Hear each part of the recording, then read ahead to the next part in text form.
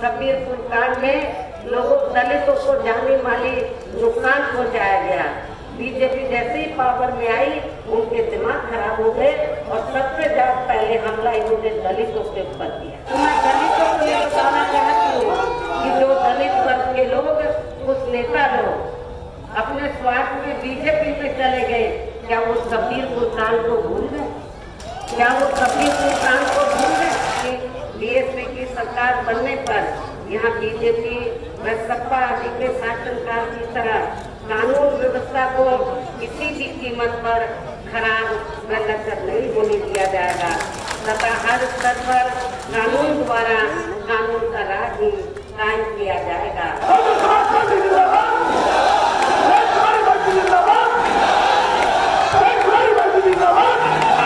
Samajwadi party को मुस्लिम समाज ने साथ दिया, ये भी किसी से छिपा नहीं है।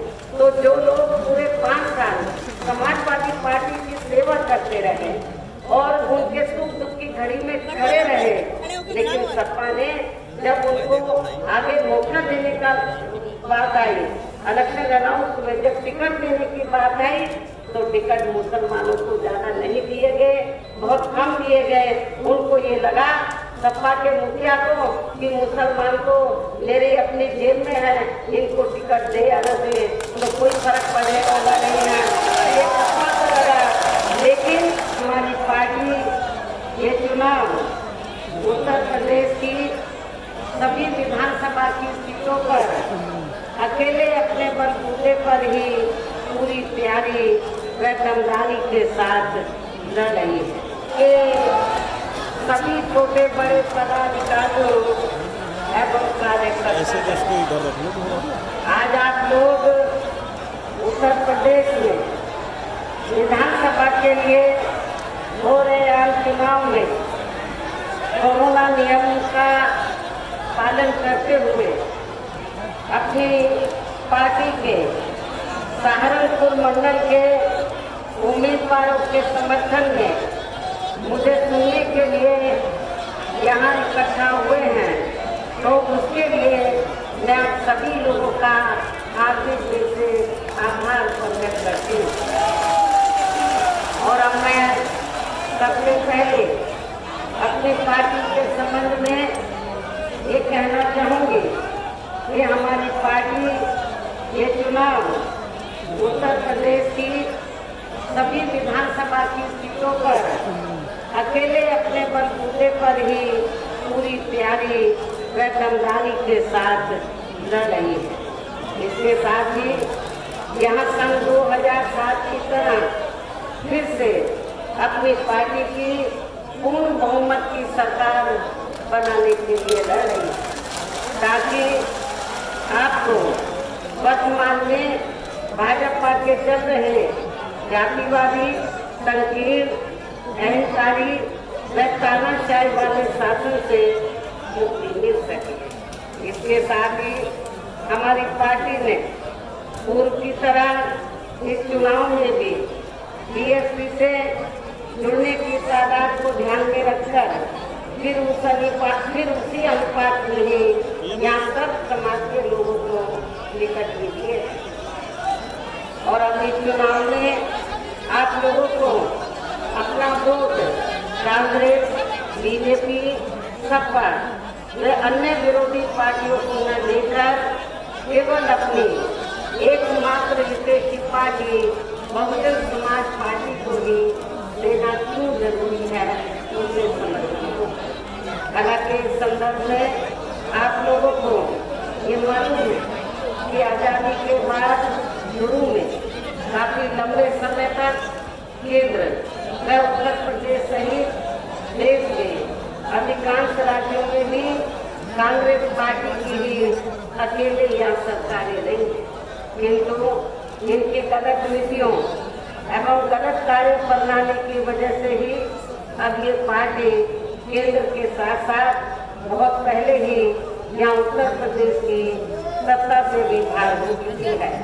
इसके साथ ही ये पार्टी जबरदस्त जातिवादी होने के कारण शुरू से ही हर मामले में यहाँ दलित, आदिवासी, व अन्य पिछड़ा वर्ग विरोधी पार्टी दी गई है और अभी भी है।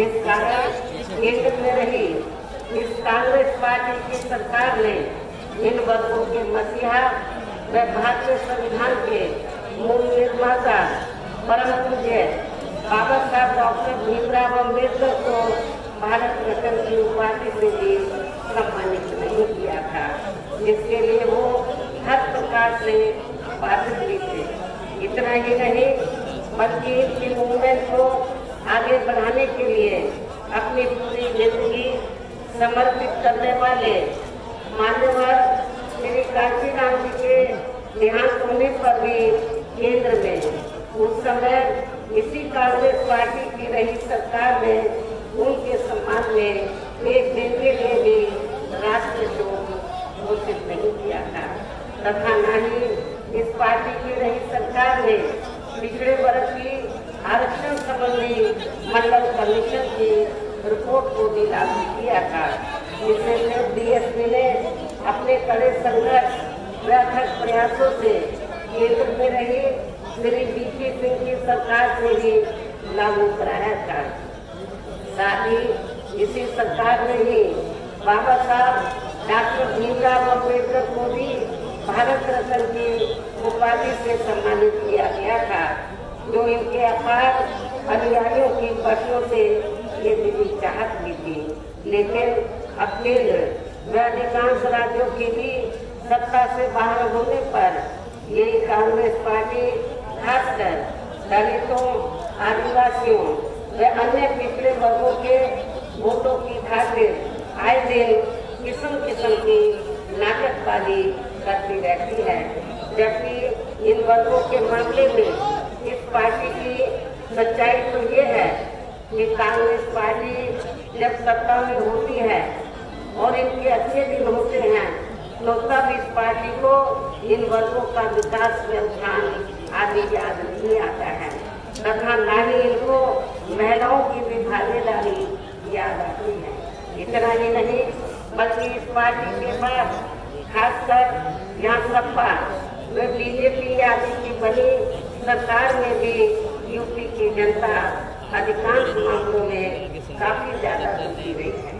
सपा की सरकार में तो ज्यादातर यहाँ गुंडों, बदमाशों, माफियाओं, अराजक तत्वों व सरेआम लूट खसोट करने एवं अपने राजनीतिक स्वार्थ में दंगे फसाद आदि कराने वालों का ही राज है, जिसकी खास वजह से ही इस सरकार में आए दिन यहाँ तनाव की स्थिति बनी रही है तथा दंगे आदि भी शुरू हुए हैं।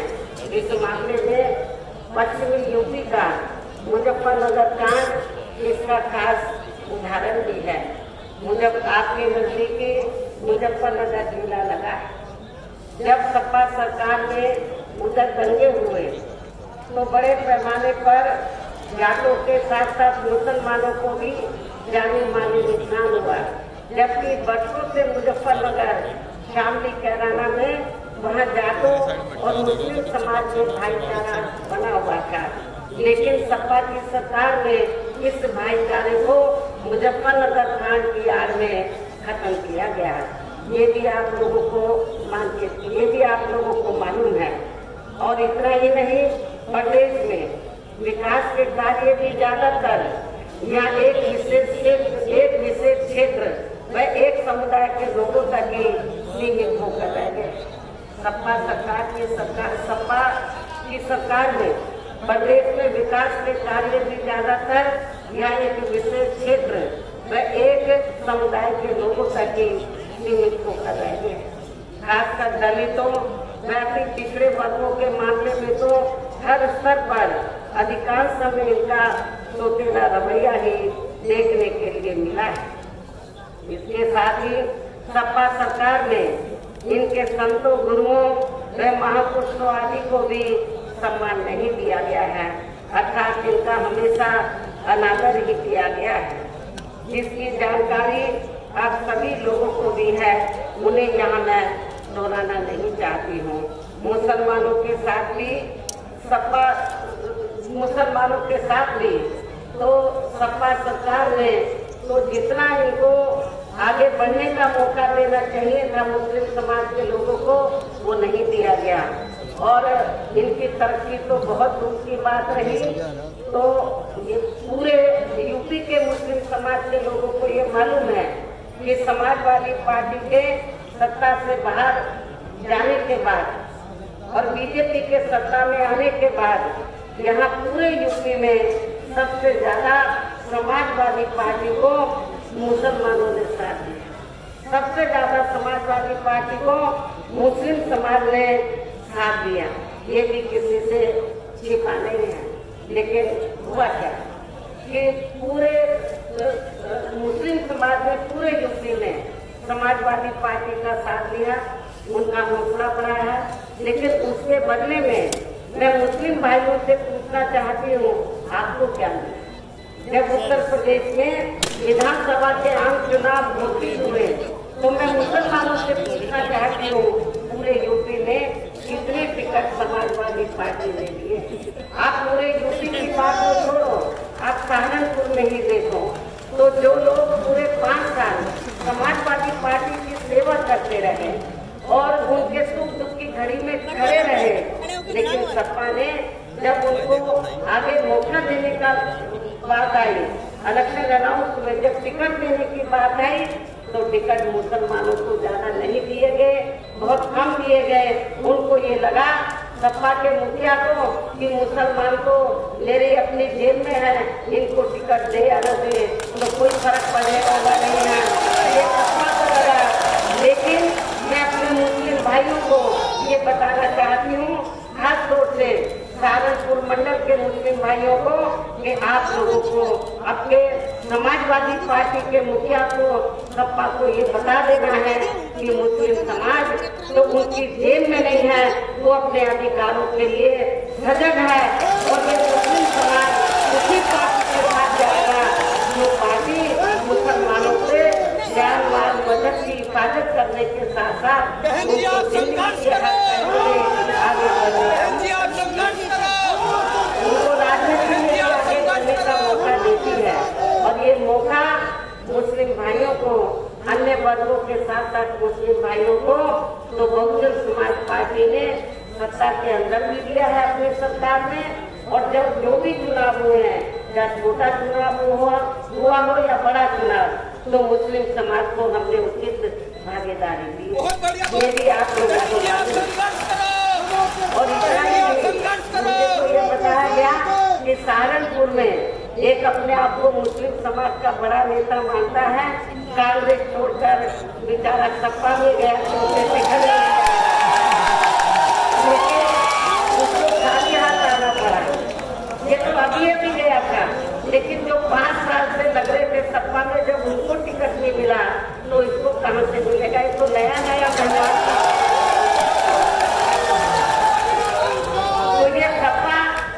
समाजवादी पार्टी की जो सोच है माइनॉरिटीज के मामले में, दलितों और पिछड़ों के साथ साथ, मैं समझती हूँ वो ठीक नहीं। इसी प्रकार भाजपा सरकार की भी नीतियाँ व कार्यशैली अधिकांश यहाँ जातिवादी, पूंजीवादी एवं आरएसएस के संकीर्ण एजेंडे को ही लागू करने पर टिकी नहीं, जिससे प्रभावित एवं शिकार हुए लोगों का इस सरकार में सही से विकास में उत्थान आदि नहीं हो सका है। साथ ही इनका हर स्तर पर काफी ज्यादा उत्पीड़न भी किया गया है। धर्म के नाम पर वर्तमान भाजपा सरकार में धर्म के नाम पर हमेशा यह तनाव व नफरत आदि का वातावरण ही बना रहा है। प्रदेश में अपराध भी काफी ज्यादा बढ़े हैं, खासकर दलित, अखिलेश व महिला आदि भी इस सरकार में कतई भी सुरक्षित नहीं है। मुजफ्फरनगर के लोग भी अच्छी प्रकार से जानते हैं, सहारनपुर के लोग भी, शामली जिले के लोग भी। और मैं खास तौर से सहारनपुर जिले में जो दलित वर्ग के लोग हैं उनको ये बताना चाहती हूँ कि जैसे यूपी में भारतीय जनता पार्टी की सरकार बनी तो सबसे पहले यूपी में सहारनपुर जिले में दलितों का उत्पीड़न हुआ, बड़े पैमाने पर दलितों का उत्पीड़न हुआ। शब्बीरपुर कांड इस बात का जीता जाता उदाहरण है। शब्बीरपुर कांड भारतीय जनता पार्टी की सरकार में हुआ और आप लोगों को ये मालूम है इस कांड की आड़ में जो वर्षों से यहाँ क्षत्रिय और दलितों में भाईचारा था उसको खत्म करने का पूरा प्रयास किया गया। शब्बीरपुर कांड में लोगों दलितों को जाने माली नुकसान पहुंचाया गया। बीजेपी जैसे ही पावर में आई उनके दिमाग खराब हो गए और सबसे ज्यादा पहले हमला इन्होंने दलितों के ऊपर किया। शब्बीरपुर कांड जो है बड़े पैमाने पर लोगों को जाने माली नुकसान हुआ। उस समय मैं मेंबर पार्लियामेंट थी, राज्यसभा के सदस्य थी और मैं यहाँ शब्बीरपुर गांव में आई थी। मैंने लोगों की काफी खराब हालत देखी थी, किस तरीके से लोगों को प्रताड़ित किया गया था। और जब मैंने इस मामले को राज्यसभा में उठाया पार्लियामेंट में तो सरकार के लोगों ने मुझे बोलने नहीं दिया। सरकार के मंत्री सब खड़े हो गए।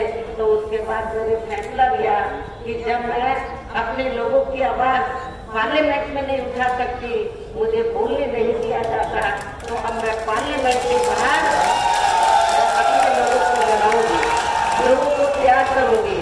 और इसी मुद्दे पर मैं दलितों को बताना चाहती हूँ, उस समय मैंने राज्यसभा से भी इस्तीफा दिया। तो मैं दलितों को ये बताना चाहती हूँ कि जो दलित वर्ग के लोग, कुछ नेता लोग अपने स्वार्थ में बीजेपी पे चले गए, क्या वो शब्बीरपुर कांड को भूल गए? क्या वो शब्बीरपुर कांड को भूल गए? तो इसलिए आप लोगों को इस चुनाव में न सपा को वोट देना है, मुस्लिम भाइयों को, और दलितों को तो बिल्कुल भी नहीं देना है। जिसने शब्बीरपुर कांड कराया मैं आपको बता रही थी कि धर्म के नाम पर हमेशा वर्तमान भाजपा सरकार में यहाँ तनाव व नफरत आदि का वातावरण ही बना रहा और देश में अपराध भी काफी ज्यादा बढ़े। खासकर दलित, अकलियत, महिलाएं अभी भी सरकार में कतई भी सुरक्षित नहीं रही है।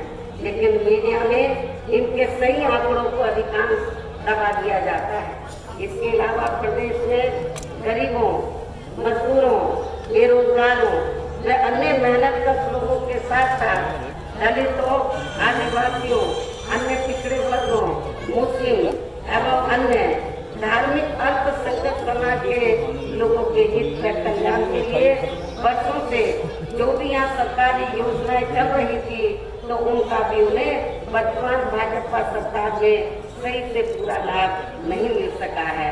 खासकर दलितों व पिछड़ों को आरक्षण का भी पूरा लाभ नहीं मिल पाया है, क्योंकि इन्होंने बड़े बड़े सरकारी कार्य ज्यादातर प्राइवेट सेक्टर के जरिए ही कराए हैं, जिसमें इनके लिए आरक्षण की कोई भी व्यवस्था नहीं है।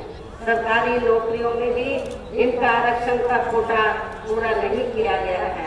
मुस्लिम व अन्य धार्मिक अल्पसंख्यक समाज के लोगों के साथ तो बीजेपी की सरकार में अधिकांश या पक्षपात वाला रवैया ही अपनाया गया है। इतना ही नहीं बल्कि इस बार बीजेपी की सरकार ने अपर कास्ट समाज में से विशेषकर प्रबुद्ध वर्ग में हर मामले में अपने आप को काफी ज्यादा उपेक्षित महसूस करता रहा है। इसके अलावा इनकी गलत आर्थिक नीतियों के कारण यहाँ गरीबी, बेरोजगारी व महंगाई आदि भी काफी ज्यादा बढ़ी है।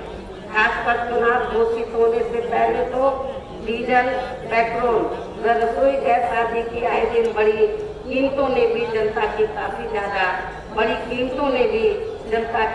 ज्यादा मुश्किलें बढ़ाई और ऐसा लगता है कि चुनाव खत्म होने के बाद उन्हें इनकी कीमतें बढ़ा दी जाएंगी। इसके साथ साथ उत्तर प्रदेश सहित पूरे देश के किसान भी केंद्र सरकार की गलत नीतियों के कारण काफी ज्यादा दुखी व परेशान रहे हैं और अभी भी किसान तो अभी भी है परेशान है। प्रदेश में बेरोजगार लोगों को रोजगार नहीं मिलने के कारण ही ज्यादातर इनको इस सरकार में भी पलायन करना पड़ा है। इस प्रकार से इन सभी विरोधी पार्टियों की रही सरकारों में शुरू से यहाँ यूपी की जनता काफी ज्यादा दुखी व परेशान रही है। विशेषकर कोरोना महामारी के दौरान तो इन सभी की हालत और भी ज्यादा खराब हो गई है।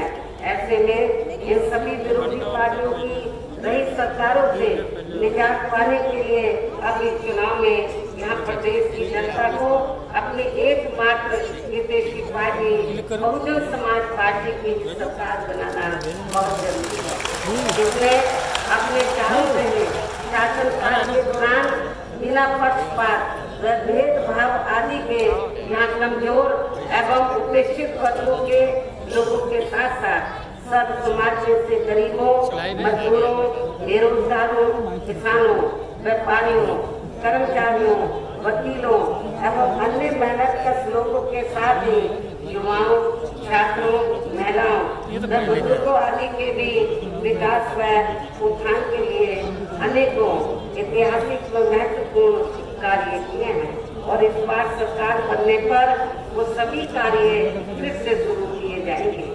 इसके अलावा बीएसपी की रही सरकार ने दलित एवं अन्य पिछड़े वर्गों में जन्मे अपने महान संतों, गुरुओं व महापुरुषों आदि को भी विभिन्न रूपों में पूरा आदर सम्मान दिया गया है। इनकी यहाँ सभी विरोधी पार्टियों की रही सरकारों में काफी ज्यादा उपेक्षा की गई है। इसके साथ साथ बीएसपी की सरकार ने पूर्व की तरह ही यहाँ सभी वर्गों, धर्मों व विभिन्न क्षेत्रों में लगे लोगों के हितों में भी फिर से ऐतिहासिक कार्य किए जाएंगे।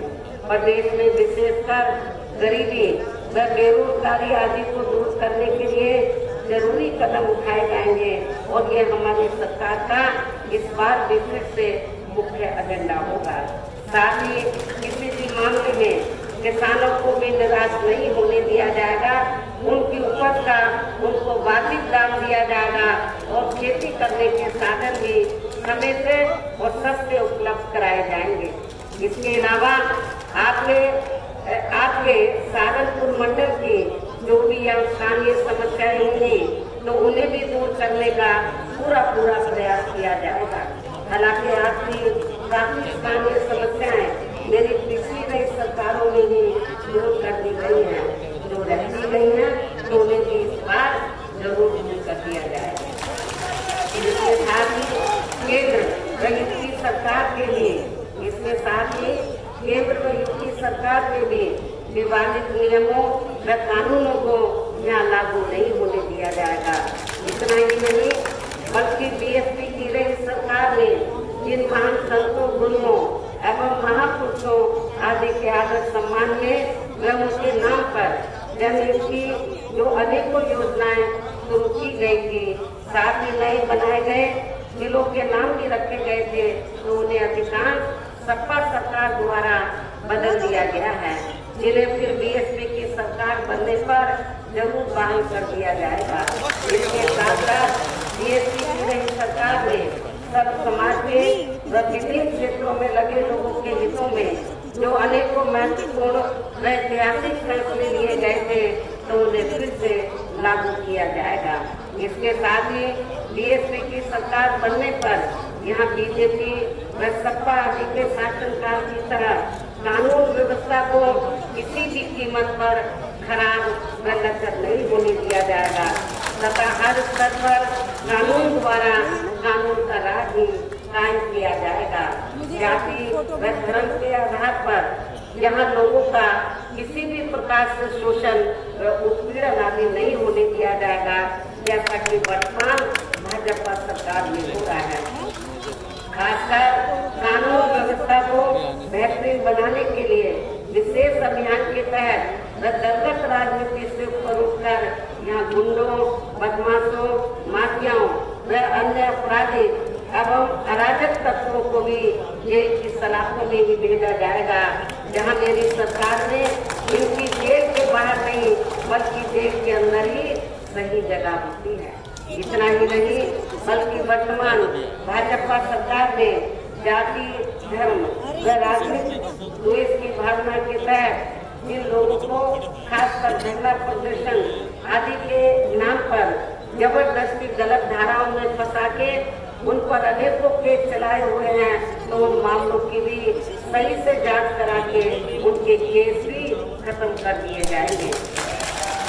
अर्थात वर्तमान भाजपा सरकार ने प्रदेश की जेलें जो अधिकांश ऐसे लोगों से भर्ती गई हैं तो उन्हें खाली करा के केवल यहाँ आपराधिक तत्वों को ही रखा जाएगा। इसके अलावा प्रदेश में खासकर शिक्षा के क्षेत्र में व अन्य विभागों के भी कर्मचारी जो आए दिन अपनी मांगों को लेकर धरना प्रदर्शन एवं हड़ताल आदि करते रहते हैं, तो उन सभी मामलों को निपटाने के लिए एक आयोग का गठन किया जाएगा और उनकी सही मांगों को भी मान लिया जाएगा। इसके साथ ही इन लोगों पर भी मैंने सब जनहिताय व सब जन सुखाय को लेकर जो भी कार्य करने के लिए कहा है तो उन पर भी जरूर अमल किया जाएगा। लेकिन ये सभी कार्य करने के लिए इस चुनाव में यहाँ बीएसपी की सरकार बनाना बहुत जरूरी है, जिसके लिए पार्टी के लोगों को वोट पड़ने तक या सभी विरोधी पार्टियों के साम दाम दंड भेद आदि हथकंडों से भी जरूर सावधान रहना है। और इस मामले में विरोधी पार्टियां चुनाव होने से कुछ समय पहले व चुनाव के दौरान भी अपने अपने पक्ष में हवा बनाने के लिए खासकर मीडिया में ओपिनियन पोल एवं सर्वे आदि का जो बड़े पैमाने पर गलत इस्तेमाल करती है, तो उससे भी आप लोगों को बिल्कुल गुमराह नहीं होना है। जैसे सन 2007 के हुए विधानसभा चुनाव में उस समय मीडिया ने जो बीएसपी को लेकर ओपिनियन पोल व सर्वे आदि दिखाए गए थे और बीएसपी को नंबर 3 पर दिखाया गया था, लेकिन जब रिजल्ट आया बीएसपी नंबर 1 पर आई तो इस बात में आप लोगों को इनके ओपिनियन पोल और सर्वे आप लोगों को गलत साबित करने हैं, ऐसा मैं आप लोगों से दरखास्त करती हूँ, अपील भी करती हूँ कि अपने सरकार बनाकर ओपिनियन पोल और सर्वे आपको फिर से गलत साबित करने होंगे। इसके अलावा वोट पड़ने से कुछ घंटे पहले पार्टी को नुकसान पहुंचाने के लिए विरोधियों द्वारा मेरे नाम से या पार्टी के अन्य किसी भी वरिष्ठ नेता या उम्मीदवार आदि के नाम से भी फर्जी पर्चे बांटे जा सकते हैं, जिससे आप लोगों को गुमराह नहीं होना है। ऐसे अनेकों और भी हथकंडे इस्तेमाल किए जा सकते हैं, उनसे भी आपको जरूर सावधान रहना है। इसके साथ ही पूर्व की तरह इस चुनाव में भी विरोधी पार्टियों ने विभिन्न रूपों में जो अपने हवाई व प्रलोभन भरे चुनावी घोषणा पत्र आदि जारी किए हैं, जिन्हें सत्ता में आने के बाद ये पार्टी अधिकांश अमल में नहीं लाती हैं, तो उनके बहकावे में भी आपको कतई नहीं आना है। जबकि इस मामले में बीएसपी किसी भी चुनाव में विरोधी पार्टियों की तरह अपना कोई भी चुनावी घोषणा पत्र आदि जारी नहीं करती है, क्योंकि बीएसपी कहने में बहुत कम बल्कि कार्य करके दिखाने में ही ज्यादा और ऐसा यह यूपी में अपने चारों सरकारों में इतना ही नहीं बल्कि हमारी पार्टी की चारों नई सरकारों ने प्रदेश में बिगड़ी हुई कानून व्यवस्था को सुधारने के साथ साथ प्रदेश में विकास व आम जनहित के लिए जो असंख्य अति महत्वपूर्ण कार्य किए हैं, वो अभी तक यहाँ किसी भी विरोधी पार्टी की सरकार ने नहीं किए हैं, बल्कि ज्यादातर उन्हीं कार्यों के नाम व स्वरूप आदि बदलकर अब विरोधी पार्टियों की सरकारें उन्हीं को ही सुनाने के लगी हैं। लेकिन उन कार्यों के प्रति इनकी नियत व सोच सही नहीं होने के कारण उसमें भी ये पार्टियां ज्यादा सफल नहीं हो पा रही हैं। और अब मेरा यही कहना है कि आप लोगों को इस चुनाव में अपने हित व कल्याण के लिए या फिर से यूपी में बीएसपी की सब जनहिताय व सर्व सुखाय की नीतियों पर आधारित सरकार बनाना बहुत जरूरी है। और इसके लिए पार्टी के लोगों को वोट पड़ने वाले दिन कोरोना नियमों का भी पालन करते हुए सबसे पहले सुबह उठते ही व समय से अपने अपने पोलिंग बूथों पर अपना वोट डालने के लिए जरूर जाना है।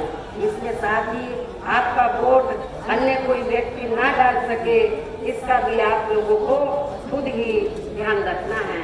इसके साथ साथ अपनी पार्टी का कोई भी वोट पड़ने से ना रह जाए तो उसका भी पार्टी की हर पोलिंग बूथ की कमेटी को विशेष ध्यान रखना है।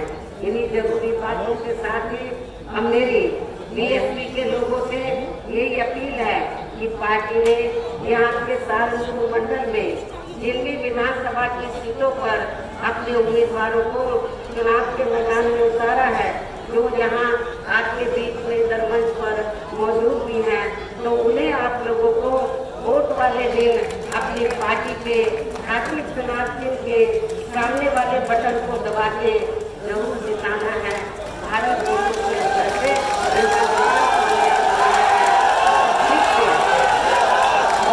आपको यहाँ सन 2007 की तरह अपनी पूर्ण बहुमत की सरकार बनानी है।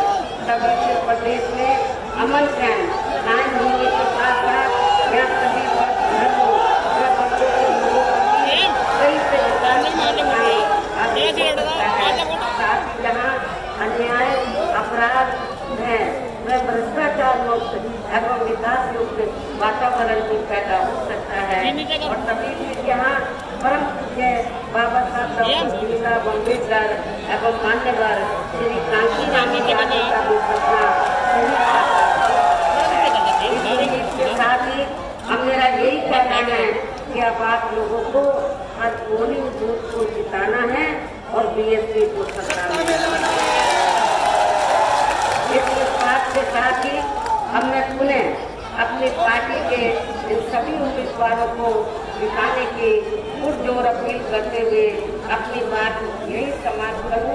लेकिन इससे पहले मैं आप लोगों से ये भी गुजारिश करती हूँ क्योंकि पिछले कई दिन से पश्चिमी यूपी में या पूरे यूपी में इनका मौसम बहुत ज़्यादा खराब है, लेकिन खराब मौसम होने के बावजूद भी आप लोग यहाँ पर मुझे सुनने के लिए आए हैं, तो उसके लिए मैं आपकी बहुत बहुत आभारी हूँ। हालांकि पार्टी के वरिष्ठ लोगों ने मुझे ये कहा कि महंगी मौसम बहुत ज़्यादा खराब है, दलदल हो गया, जमीन पे हेलीकॉप्टर लैंड नहीं कर सकता, तो मैंने उनको बोला पुलिस लाइन में लैंड करा दो, वहाँ से मैं बाई रोड आ जाऊँगी। लेकिन मैं जरूर आऊँगी, मैं अपने लोगों को निराश नहीं करना चाहती हूँ। जो भी बातें मैंने आप लोगों के सामने कही हैं, वो सभी बातों को आप लोग हर विधानसभा में पोलिंग बूथ के क्षेत्र में जाकर मेरी बातों को, इन सब बातों को आप लोगों को बताना और बीएसपी हमारी फोटो बताना है। याद रखिए, वोट वाले दिन हो सकता है कि मौसम बहुत ज़्यादा खराब हो जाए, लेकिन मौसम से डरना नहीं, बल्कि आप लोगों को खराब मौसम में भी पूरे उठेंगे। सबसे पहले अपने अपने पोलिंग बूथों पर जाकर अपने उम्मीदवारों को वोट डालना है।